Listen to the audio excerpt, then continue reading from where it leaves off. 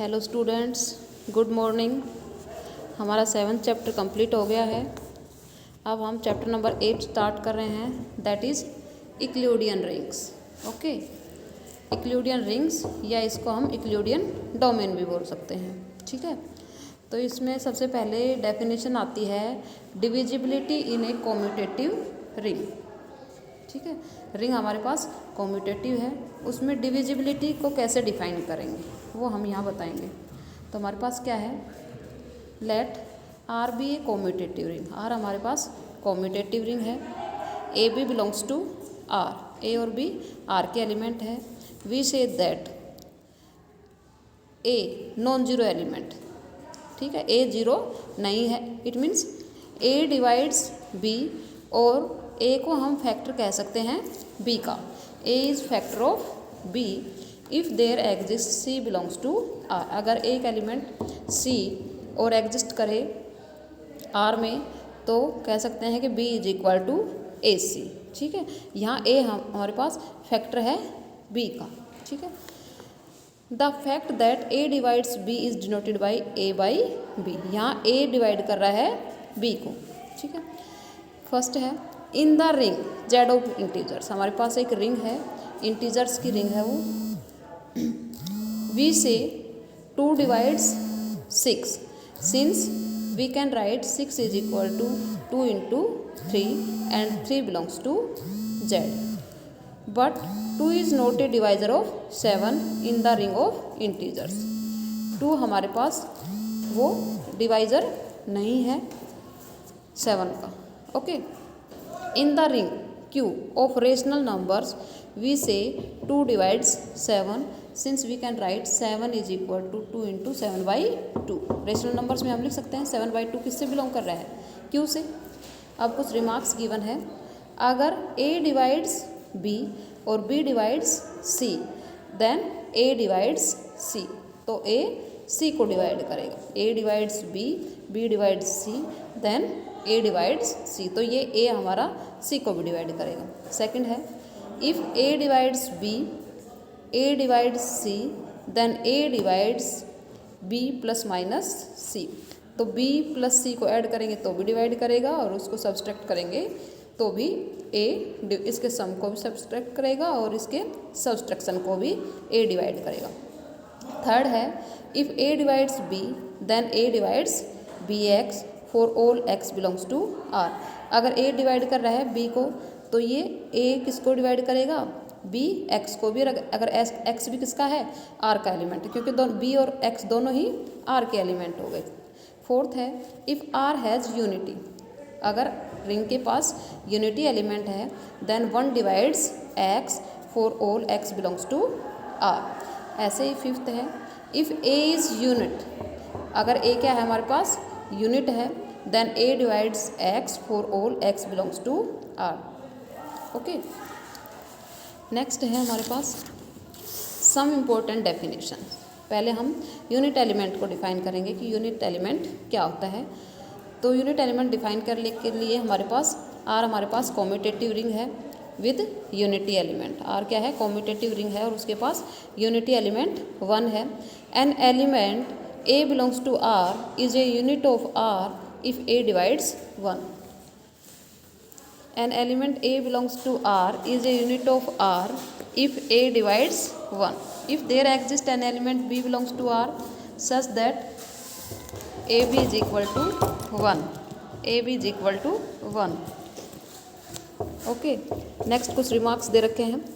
There may be more than 1 units of a ring whereas the unit element of a ring is always unique. In fact unity element is also one of the units. unity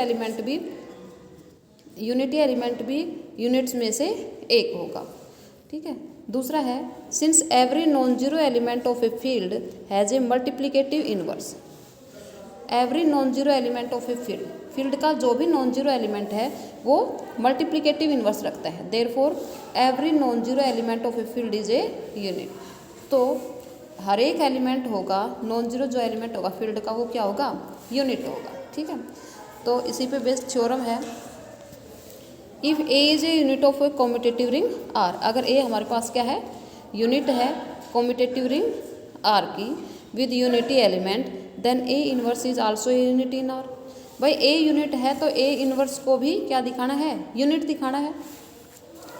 if A is unit of R, अगर A क्या है, unit है, then by definition there exist B belongs to are.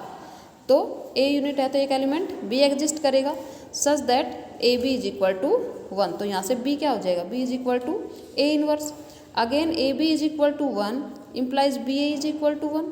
ठीक है, तो यहाँ से क्या हो गया, A inverse A this is equal to 1, क्योंकि बी की वैल्यू क्या थी, ए इनवर्स थी।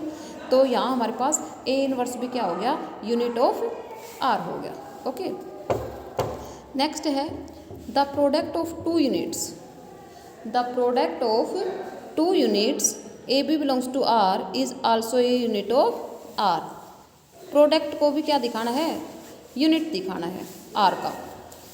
Late A and B be two units in a commutative ring with unity element 1। क्या है, ए और बी हमारे पास टू यूनिट्स हैं और कॉम्यूटेटिव रिंग है विद यूनिटी एलिमेंट 1, और उसके पास यूनिटी एलिमेंट क्या है, 1 है। By definition there exist C D belongs to R. तो दो एलिमेंट ले लिया हमने, एक सी ले लिया और एक डी ले लिया आर से। ठीक है, सच दैट सी और डी, तो जब दोनों ये यूनिट है ए और बी, तो क्या लिख सकते हैं, A C is equal to 1 and B D is equal to 1। By definition हम लिख सकते हैं, क्योंकि यूनिट गिवन है, ए और बी यूनिट दे रखे हैं, और दो एलिमेंट अगर एडजस्ट कर जाएंगे तो A C is equal to 1 और B D is equal to 1।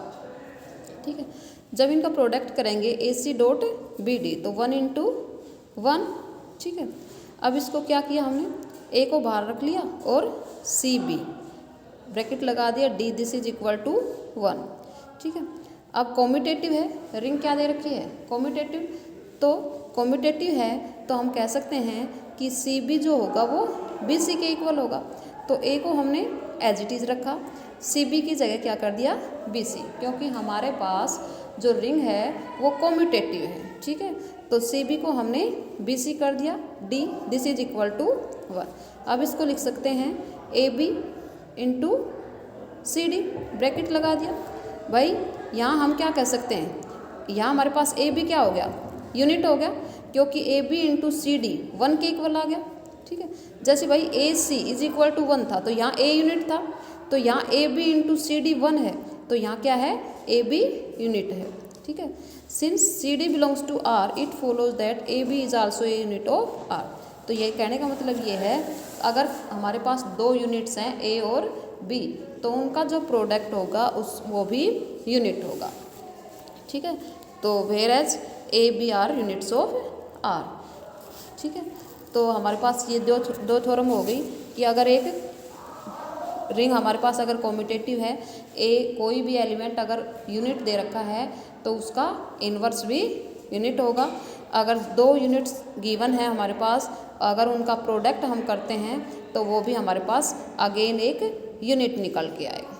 ठीक है, और यूनिट एलिमेंट का तुम्हें पता ही है कि यूनिट एलिमेंट के लिए दो एलिमेंट हम कॉम्यूटेटिव रिंग आर से लेके चलते हैं, और आर हमारे पास commutative ring with unity element 1 होना चाहिए।